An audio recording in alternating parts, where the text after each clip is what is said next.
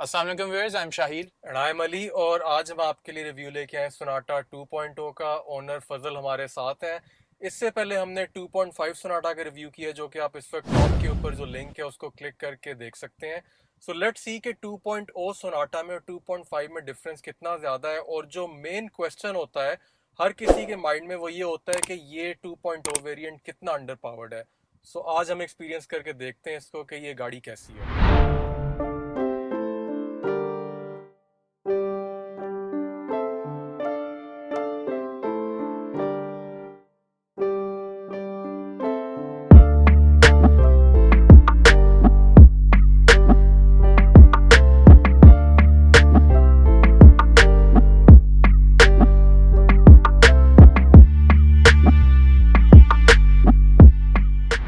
So viewers, मैं आप लोगों को बताना चाहूँगा एक अपकमिंग एक्साइटिंग इवेंट के बारे में, जो कि एक गेम जैम है which is sponsored by Epiphany and टेलिनो।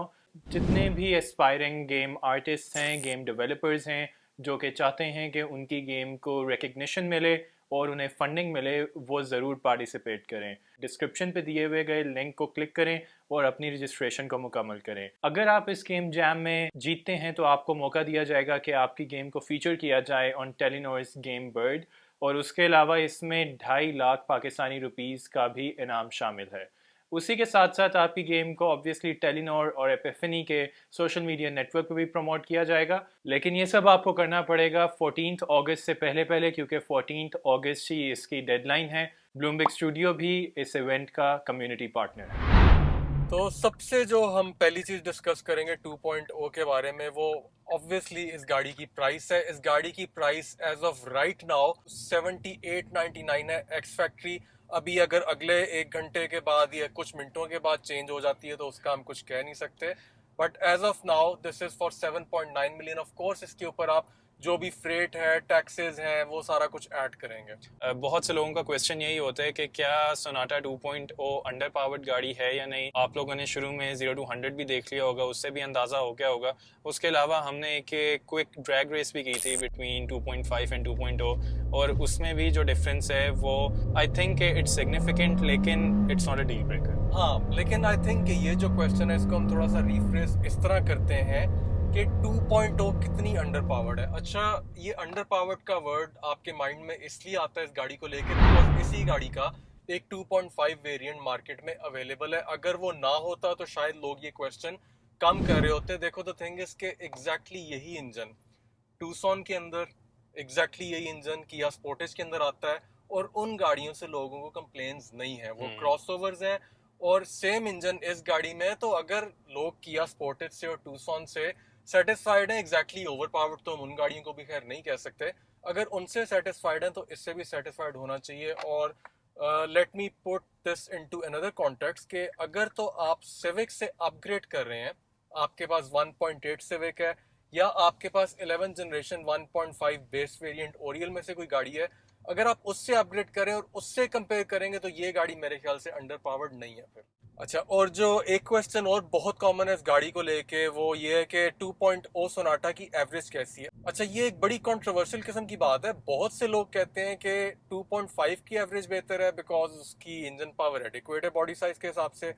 और बहुत से लोग कहते हैं कि 2.0 की एवरेज बेहतर है क्योंकि जब आप शहर में गाड़ी चला रहे हैं स्टॉप एंड गो ट्रैफिक में, तो छोटा इंजन है और वो आइडलिंग के ऊपर फ्यूल कम लेता है। सो इसको लिटरल फिगर्स में अगर हम कंपेयर करते हैं तो शाहिल कितना फर्क है। देखें, अब हमारे साथ गाड़ी के ऑनर भी मौजूद हैं, फजल। ये तो बड़ी गाड़ी प्यार से चलाते हैं, बाकायदा हाइपर माइलिंग वाला हिसाब है। तो इनकी गाड़ी तो शहर के अंदर 13 किलोमीटर पर लीटर की एवरेज दे रही है।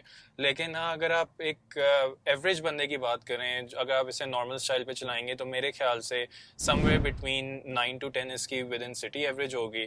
और हाँ, लॉन्ग पे ये अगर आप 120 पे लेट से आप क्रूज कंट्रोल लगा के गाड़ी को चला रहे हैं तो आई थिंक ये तकरीबन आपको 13 से 15 किलोमीटर पर लीटर की लॉन्ग पे भी एवरेज दे देगी। अच्छा, मुझे भी जितने 2.0 ओनर्स ने बताया है ना, सब ने यही फिगर कोट की है कि 9 to 10 and even up to 11 अगर आप बहुत प्यार से चलाएंगे, सो ये रेंज है इसकी फ्यूल एवरेज। और नेक्स्ट जो बात है मेरा ख्याल है वो फीचर्स की करते हैं, जो इसमें और 2.5 में डिफरेंसेस हैं, सिर्फ उनको फोकस करते हैं। बिल्कुल। तो इसमें 4 की डिफरेंसेस हैं। ऑब्वियसली द फर्स्ट बीइंग के इंजन का डिफरेंस है। उसके बाद बीइंग अ ड्राइवर अभी मेरे सामने हेड्स अप डिस्प्ले नहीं है, तो ये 2.0 में एक ये चीज़ मिसिंग है।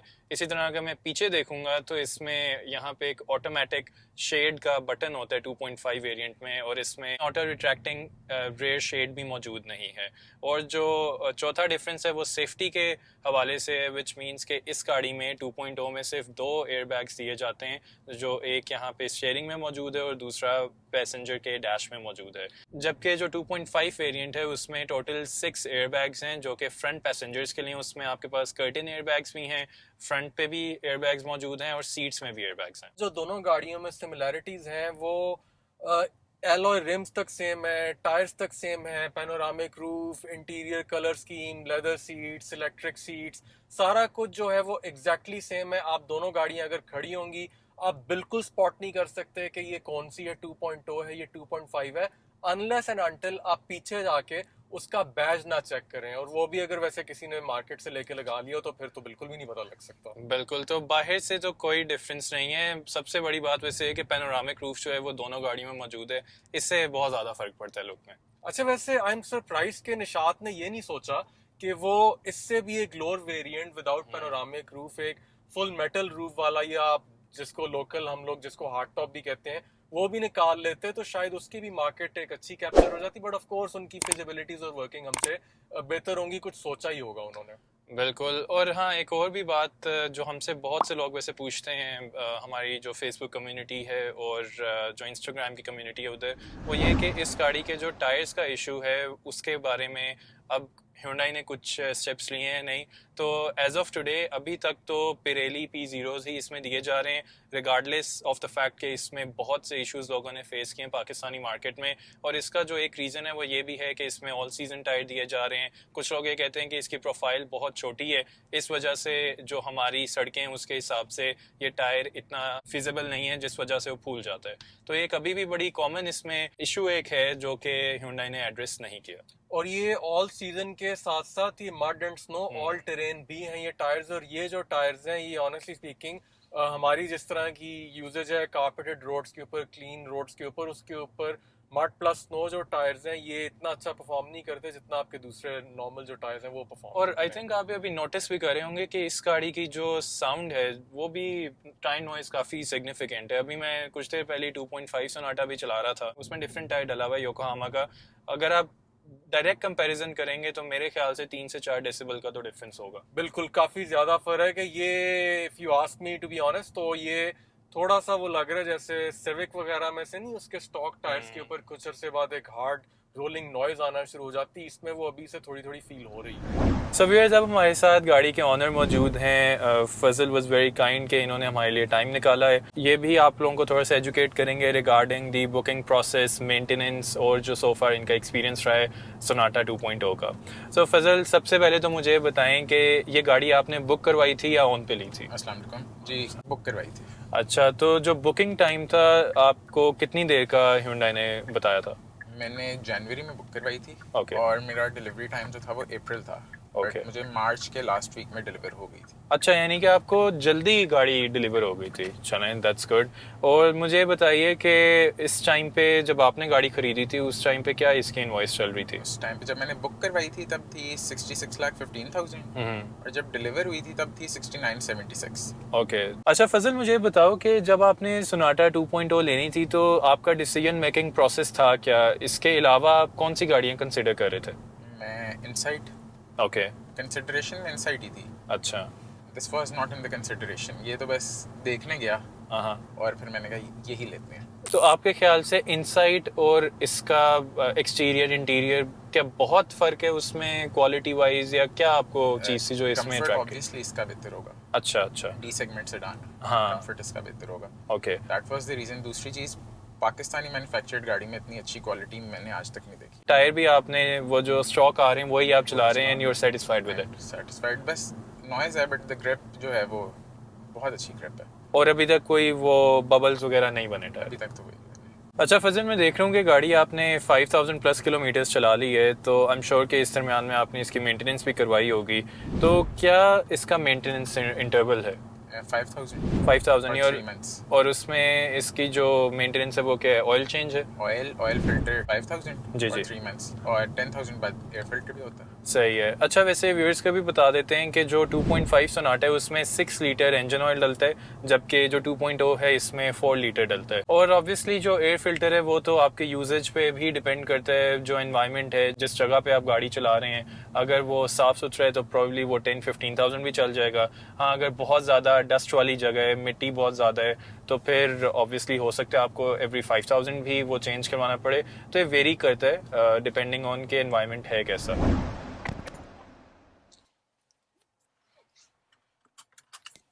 ओवरऑल ड्राइविंग ओपिनियन आप लोगों ने शाहिल से भी सुन ली है, थोड़ी सी मैं भी आप लोगों को दे दूंगा। मैंने ये गाड़ी पहले भी चलाई थी, और इसके अलावा जो 2.5 वेरिएंट है वो भी मैंने काफ़ी एक्सटेंसिवली उसको भी चलाया हुआ है। अपार्ट फ्रॉम एक्सेलरेशन बिल्कुल भी फ़र्क महसूस नहीं हो रहा। लाइक आई सेड अर्लियर, अगर आप कोरोला से या सिविक जैसी किसी गाड़ी से 1.8 से अपग्रेड कर रहे हैं तो आपको कोई बहुत ज़्यादा डिसअपॉइंटमेंट नहीं होगी। ये गाड़ी अप टिल 120 बिल्कुल भी आपको लेट डाउन नहीं करती। उसके बाद थोड़ा सा आपको लैग फील कराएगी, बट देन अगेन हमारे मुल्क में जो स्पीड लिमिट्स हैं मोटरवे की, रिंग रोड की भी 100 है, मोटरवे की कहीं पे भी 120 से ज़्यादा नहीं है। So I think all in all, as a family car, it serves a very good purpose. Overall इस गाड़ी की एज अ ड्राइवर जो विजिबिलिटी है वो काफ़ी अच्छी है, सेटिस्फैक्ट्री है। अगर आपने उसकी डिटेल में फुटेज और हमारे डिटेल में उसके बारे में ऑब्जर्वेशन देखने, तो हमने जो 2.5 सोनाटा का रिव्यू किया था उसका लिंक आपको इस वक्त ऊपर नज़र भी आ रहा होगा। आप उसके ऊपर इस गाड़ी का पीओवी देख सकते हैं। ऑफ कोर्स दोनों चूंकि एग्जैक्टली ओवरऑल सेम है, तो पीओवी भी दोनों गाड़ियों का एग्जैक्टली सेम है। अच्छा, यहाँ से फिर आई थिंक हम अपना फाइनल वर्डिक्ट भी लोगों को बताते हैं कि is it a good value for money. और दूसरा ये कि अभी जो इन्होंने इतना ज़्यादा प्राइस इंक्रीज़ की है, क्योंकि बड़ी इंटरेस्टिंग थी स्ट्रैटेजी हुंडई की। उन्होंने 2.5 वाला जो वेरिएंट है उसमें 5 लाख इंक्रीज़ किया, जबकि इसमें तकरीबन 8 लाख का इंक्रीज़ आया है। तो ये भी लोगों के साथ थोड़ा सा हम आई थिंक अपना भी ओपिनियन शेयर कर देते हैं इस सारी चीज़ों के बारे में। तो सबसे पहले तो ये कि जो इसके डायरेक्ट कंपेटिटर्स हैं वो तो मार्केट में कोई एग्जिस्ट ही नहीं करते। अगेन मैं बात करूँ लोकल कंपेटिटर्स में, इस कैटेगरी की गाड़ी अभी तक मार्केट में नहीं अवेलेबल है। अभी कल ही हमें पता चला है कि होंडा ने अपनी जो गाड़ियाँ उनकी प्राइस इंक्रीज़ की है, और हमने अभी रिसेंटली होंडा सिविक आरएस का भी रिव्यू किया था, और उसमें अली ने थोड़ा सा उसके शुरू में कंपैरिजन भी किया था बिटवीन सोनाटा एंड आरएस। तो अब तो प्राइस आरएस की 2.0 सोनाटा से एक्सीड कर गई है। बिल्कुल एक्सीड कर गई है। तो मैं तो इस बारे में भी काफ़ी सरप्राइज था कि होंडा की प्राइसिंग स्ट्रेटजी, और जबकि एक आपको बेहतर कैटेगरी की गाड़ी उससे सस्ती अवेलेबल है, तो लोग जो हैं क्यों नहीं इसको लेना चाहेंगे ओवर आरएस। अब उसमें एक और जो चीज़ है वो मार्केट में बहुत ज़्यादा एक बात है जिससे भी आप पूछते हैं कि सोनाटा क्यों नहीं आप प्रेफर करेंगे, अब वो ये भी साथ कहते हैं कि सोनाटा तो डिसकंटिन्यू हो चुकी हुई है, विच मीन्स कि इसकी अब ग्लोबली इसके बाद कोई जनरेशन नहीं आएगी। इसमें मेरा तो यही ख्याल है कि पाकिस्तानी मार्केट और जो ग्लोबल मार्केट्स होती हैं उनके डायनामिक्स बहुत मुख्तलिफ हैं। यूजुअली नॉर्थ अमेरिका में स्पेशली प्रेफर करते हैं कैमरी और एकॉर्ड को ओवर सोनाटा, तो इट मेक सेंस कि आप उधर सोनाटा को डिसकंटिन्यू करके बाकी जो इनके वेरिएंट्स अच्छे चल रहे हैं उन पे आप फोकस करें। लेकिन पाकिस्तानी मार्केट में आई स्टिल थिंक कि कुछ देर के लिए तो ये गाड़ी अपना नाम कायम रखेगी। शाहिल, आप डिसकंटिन्यूड मॉडल्स की बात कर रहे हो और एग्जांपल दे रहे हो, तो यार पाकिस्तान में डिसकंटिन्यूड मॉडल्स मैं गिनवाता हूँ आपको। सुजुकी मेहरान 1980 से वो चलती आई है, तकरीबन उसने मेरा ख्याल है जितनी मेरी उम्र है उतना टाइम स्पैन उसने भी गुजारा Yeah. है। उसके अलावा बोलान देख लो, 40 साल हो गए वही बोलान आ रहा है पाकिस्तान में। करोला एक और एग्जांपल है। Yeah. हमारी जो इस वक्त 0 मीटर ब्रांड न्यू करोला मिल रही है, ये तो ऑब्सलीट हो चुका है मॉडल। इसको तो बिल्कुल। बल्कि मेरा ख्याल है 3 साढ़े 3 साल होने वाले हैं, अगली जनरेशन भी आने वाली है। सो हमारा रिलेशन नहीं बनता उस चीज से। हमने हमारी मार्केट में जो चीजें अवेलेबल है उससे कंपेयर करना है। बिल्कुल। और शाहिल ने जो बात की होंडा की प्राइसेस की, देखें पहली चीज शाहिल ये कि आरएस से आप इसको कंपेयर बिल्कुल ना करें। अच्छा, आप किसी भी, माजरत कर लेता हूँ पहले, होंडा फैन से जब बात करते हैं वो गुस्सा कर जाता है और कहता है कि आपने आरएस की एक्सेलरेशन ही नहीं देखी और आप मुकाबला कैसे कर रहे हैं उसका सोनाटा के साथ। तो द थिंग इज, मेरी ओपिनियन में एक्सेलरेशन सब कुछ नहीं होता, गाड़ी एक ओवरऑल पैकेज होती है। चलें हम आरएस को छोड़ देते हैं। इससे लोअर सेगमेंट की जो सिविक ओरियल है उसकी और इसकी कीमत में इस वक्त जो डिफरेंस है वो तकरीबन 8 लाख रुपए का है। द थिंग इज इतनी ऊपर की प्राइस ब्रैकेट पे जाके आप अगर 8 लाख रुपया देखें तो वो इन टर्म्स ऑफ परसेंटेज कम बनता है। सो ठीक है यार, अगर आपको एक्सेलरेशन का शौक पूरा करना है, आपको ये चीज़ अच्छी नहीं लगती कि आरएस की एक्सेलरेशन से हम overall as a car Sonata को कंपेयर करें, आप ओरियल से कर लें। तो 8 लाख रुपया डाल के आई थिंक बहुत बेहतर गाड़ी है ये। और in terms of value for money अगर आप लिटरल टर्म्स में देखेंगे तो वो तो पाकिस्तान में कोई भी गाड़ी एक गाड़ी वैल्यू फॉर मनी नहीं है। वैल्यू फॉर मनी हमने जो मैंने और शाहिल ने डिसाइड किया है, हम अब कंपैरिजन करेंगे दूसरी गाड़ियों के रिलेशन के साथ। So according to the current prices, yes I think this car is good value for money for what it offers. बिल्कुल, मेरा भी यही ख्याल है और आई थिंक यही हमारा कंक्लूजन है। I still think it's a good value for money. और दूसरा ये कि अभी भी अगर आप इसको परचेज़ करना चाहें तो इट डज़ मेक सेंस। और इसका डिलीवरी टाइम भी वैसे अभी बहुत ज़्यादा नहीं है। जो लास्ट टाइम मैंने चेक किया था कोई 1 से 1.5 महीने का टाइम दे रहे थे, which is really good considering जो आजकल के पाकिस्तानी मार्केट में हालात चल रहे हैं डिलीवरी टाइम्स के। हाँ बिल्कुल, होंडा ने भी अपना ऑफिशियल नोटिफिकेशन रिलीज किया था, मैंने वो देखा था। उसमें भी उन्होंने इंडिकेट किया था कि बिकॉज ऑफ पार्ट अवेलेबिलिटी उनकी डिलीवरीज में डिले होगा। टोयोटा का तो खैर आपने भी सारे न्यूज़पेपर्स में हर जगह देख ही लिया होगा। And I am actually surprise के हुंडई निशात के शुरू में बहुत ज्यादा इश्यूज थे डिलीवरी के, स्पेशली टूसॉन को लेके। बट सीरियसली आई थिंक इन्होंने काफी मेहनत की है अपने डिलीवरी शेड्यूल और टाइमलाइंस को अच्छा करने के लिए।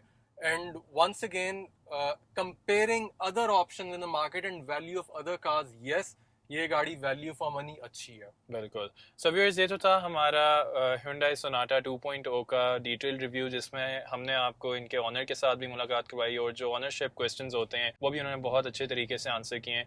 हमारे साथ अपनी राय शेयर करें in the comments below and will see you in the next video. Till then, अल्लाह हाफिज़। अल्लाह हाफिज।